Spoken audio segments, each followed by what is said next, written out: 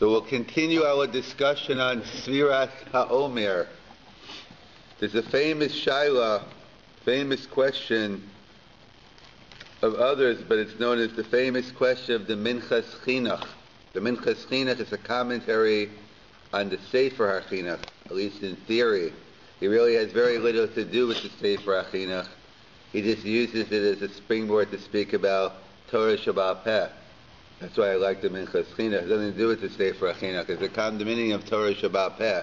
He goes off and he asks a bunch of different questions and etc. So one of the famous questions he has is regarding the question we had yesterday. David's Talmud, this Bar Mitzva boy, the one who got Bar Mitzvah yesterday, and it applies to anyone who has a birthday between Pesach and Shavuos. This question at least comes up once. Someone who becomes Bar Mitzvah in the middle of Sefiras Haomer, can he continue or begin counting Sefiras Haomer? So let's make a couple of assumptions, first of all. Number one is, if we assume it's 49 separate mitzvahs, then it's a non-starter. Then why not? You could start counting day 49 and make a bracha. So we're assuming we're assuming the explanation of the Bahag that it's one big mitzvah. And if you miss one, it's over. And then the second assumption we're making is that he's been counting while he's been a minor, about or a katan. He should be no better than a gadol, just like we assume a gadol who misses the first 30 days can't continue 31 with a bracha, even though it's a discussion, but we assume not. So too, a katan's not going to be better. So working with those two assumptions, it's one big mitzvah, because if it's 49 mitzvahs, then it's not a shaila. So of course he can count with the bracha. And if he hasn't been counting, then why should he be able to count? I'm not saying everyone agrees that these are the basic assumptions we'll be making. So keeping those two things in mind, what's the issue at hand? So the question is, he's actually counting while he's a katan, and now one day he becomes a bar mitzvah boy. The question is, does the counting he did as a katan, does that count towards the mitzvah? When you do, the issue at hand is, when you do a mitzvah which you're exempt from, and later on, because every katan is exempt, because you don't become obligated in mitzvahs until you turn 12 or 13. So when you're doing it, you're volunteering it, whether you're doing it midrabanan because you have a mitzvah of chinuch, or whether the mitzvah of chinuch is on your parents, that's a separate discussion. But the bottom line is, minat Torah, or whatever the obligation is, he's obligated in mitzvahs. He's exempt from mitzvahs. The question is, if you do a mitzvah during the state of exemption, and later on you become obligated, can the mitzvah you did when you were exempt count for later on, or do you have to do the mitzvah over again? So we'll have to go through Shas and try to figure it out, try to find some examples, and of course we'll look for an apparent contradiction and then try to reconcile it. There's a famous Gemara in Rosh Hashanah, at the end of Rosh Hashanah, talks about a case on Passover. It's still matzah, still fresh on your mind, or stale on your mind, but whatever it is, it's on your mind. And the case is as follows. Someone who is temporarily insane, I'm not getting personal here, someone's temporarily insane, but for our purposes I'll make it simple, not to get personal. Let's assume during the hours of 8 and 9 the person's insane, and during the hours of 9 and 10 he's sane. Let's assume that for our example. He eats the matzah during the 8 and 9 slot when he's a shota. He's a legal fool, he's temporarily insane. We all know someone who's a shota is exempt from mitzvah, so he eats the matzah between 8 and 9. And then he wakes up from his insanity, or linsanity you might call it, but his insanity, he wakes up at 9:15. He says, wait a second, I have to have the mitzvah matzah. He said, no, you already ate the matzah at 8:15. So the question is he obligated to get him to eat? Because when he ate the matzah between 8 and 9, he's exempt from mitzvahs. And now between 9 and 10, he's obligated because he has to eat another piece of matzah to fulfill his mitzvah. So the Gemara says, and the Rambam codifies it as well, the halakha is he's obligated to eat another piece of matzah. So we see from this Gemara if you do a mitzvah during a state of exemption, and later on you become obligated in that mitzvah while you become sane again, the mitzvah you did during your time of insanity does not count. So therefore, if that's true, it would come out then a katan was exempt from counting while he was a minor, and therefore so later on he becomes obligated. The mitzvah he did earlier does not count. If we go by this Gemara, it would seem he can no longer count with the bracha. His counting he did while exemption does not count like the matzah. That's one case. However, there's a Gemara in Yavamas which seems to imply in the other direction. Another famous Gemara on, I believe, Salmak Beis Amid Aleph. The Gemara in Yavamas has an interesting question, which is also a question similar to what we're talking about, but we could ask the question, someone who converts in the middle of Sefiras Haomer, what about that person? Could he count Sefira? But the Gemara is talking about a convert, but not talking about Sefiras Haomer. Someone who converts to Judaism. So we all know that one of the mitzvahs we have, it's only in our control partially. Our mitzvah is to be osek in pru revu. Our mitzvah is we have to try to fulfill our mitzvah. Obviously, having a boy and a girl, having any kids, is up to God to whether it's going to come out or not. But our mitzvah is, as the Gemara tells us in Shabbos, one of the questions you'll be asked in Beis in Shamalar, but in the heavenly courts, where you osek in pru revu, do you try to have kids? So the mitzvah is to try to have minimally a boy and a girl. So machokas in the Gemara, 2 boys. We pass when a boy and a girl does it. And there's another mitzvah of Lashavish Yisera, you should have as many as you can. So the minimum speaking, to fulfill your technical mitzvah pru revu, you need 1 boy and 1 girl. So the question is, you had this Gentile couple, and they had a boy and a girl. Maybe they had many boys and many girls. And now they convert to Judaism.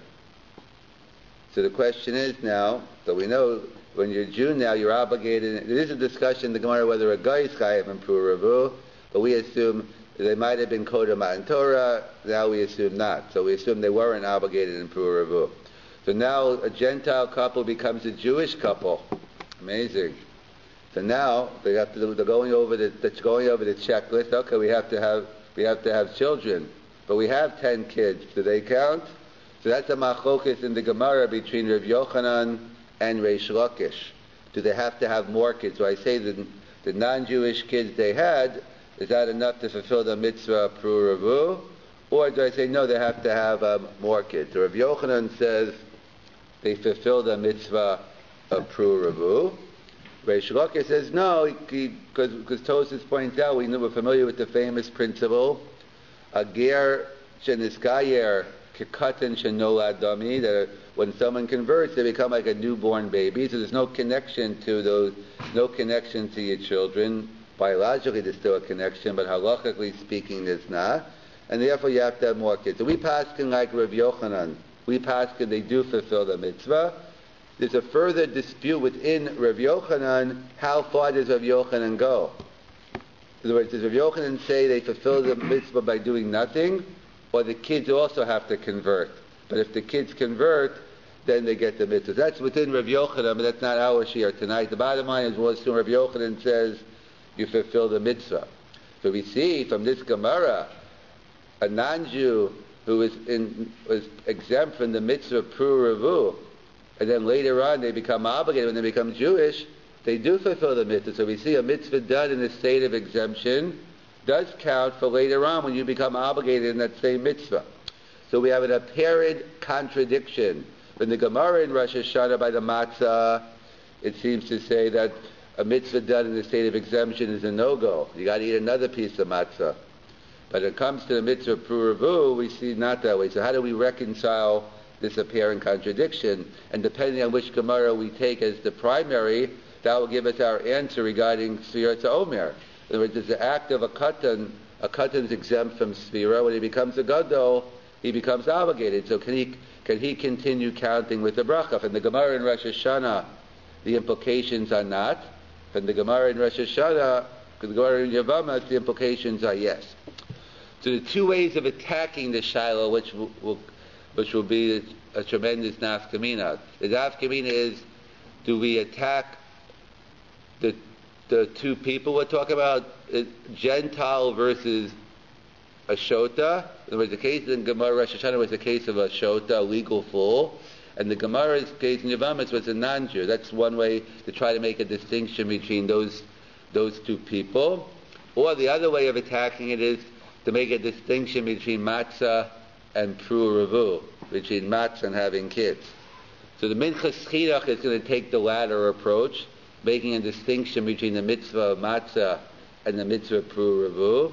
And the Turi Even is going to take the approach of making a distinction between a shota and a guy.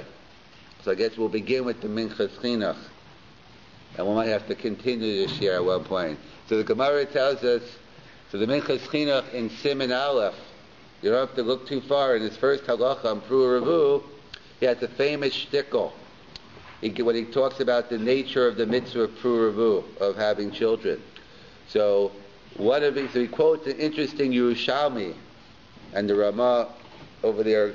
Let's say someone has a child, and they're happily married, or maybe not so happily married, and then they commit adultery, and they have another child. So let's say they had a girl from the wife, and they had a boy from their adulteress. So the question is, do they get the mitzvah of Pru Revu or not? The Ramah is not condoning adultery, by the way. We're talking about post facto. We're asking a pure legal question. Do you get the mitzvah of Pru Revu? You've definitely violated arayas and different other things, but that's not the question here. We're not making ethical judgments. We just want to know, do you get the mitzvah of Pru Revu or not? Does your wife get it? Does the wife get what? The mitzvah of Pru Revu? Yeah. Women don't get that mitzvah. Women are exempt, actually. That's a separate Meshach Chachma we have to get to. You would think if one mitzvah women are obligated in, it's having kids, yet women are exempt. How does that work? So the mitzvah is on us, but they have to do it. Because they're not supposed to have a mitzvah where they're going to be in a lot of pain. Yes, he's alluding to the Meshach Chachma. The simple reason is it's a pasuk in the Chumash, Pru Revu v'kivshuha. The pasuk says you should be fruitful and multiply and conquer the world, and the Gemara tells us in Kedushin, it's the Darko Shoish. It's the men who fight the wars, not the women. And then the Meshach Chachma in Parashas Noach, he gives different machshavas. He tries to give Tamei HaMitzvahs, and one of the reasons he gives, like Jeff pointed out, is that since it involves a tremendous amount of physical pain, yes, I would know. What do you mean I would know? Yeah, I had a kidney stone. That's what they say it's the equivalent. I like to say it's worse because mine wasn't natural. But my wife doesn't like when I say that. But I still have my kidney stones. So therefore, the Meshach goes through so much pain. How could God command you in a mitzvah? God doesn't command me to have a kidney stone. He just gives me one. So how could you command a woman to go through all that pain? So therefore, you put the mitzvahs on the man. Because Terechecha Darchei Noam. He also gives a psychological reason as well, because if the mitzvah is on the woman, we know there's halacha which we don't really know Geya Bisman, and maybe if it's Sfarim, because they could have more than one wife. It's the Gemara talks about if you don't have kids in 10 years, so then you have you didn't fulfill your mitzvah Pru Revu, so it discusses getting another wife. So what? So they point out that if the mitzvah Pru Revu was on a woman, she'd have to get divorced because she can't have two husbands. You have to know who daddy is. But if for a man, even in theory, he could have two. So therefore, because of the psychological, if imagine having two people in love and you're forcing them to get divorced, the Torah wouldn't do that. Therefore, they put the mitzvah on the man and not the woman, because a man would never be forced to get a divorce. In worst case scenario, you could just take on another wife. But either way, so that's why women's exempt based on the pasuk. So the Minchas Chinuch writes, he discusses the Yerushalmi. He discusses why is it a mitzvah haba ba'aveira? A man who commits adultery and has a child, how could you say he fulfills the mitzvah of Pru Revu? And for that matter, even if he had no kids with his wife, he had 2 kids with another woman, he still gets the mitzvah. It's not a matter of 1 and 1. It could be 2 from this person as well.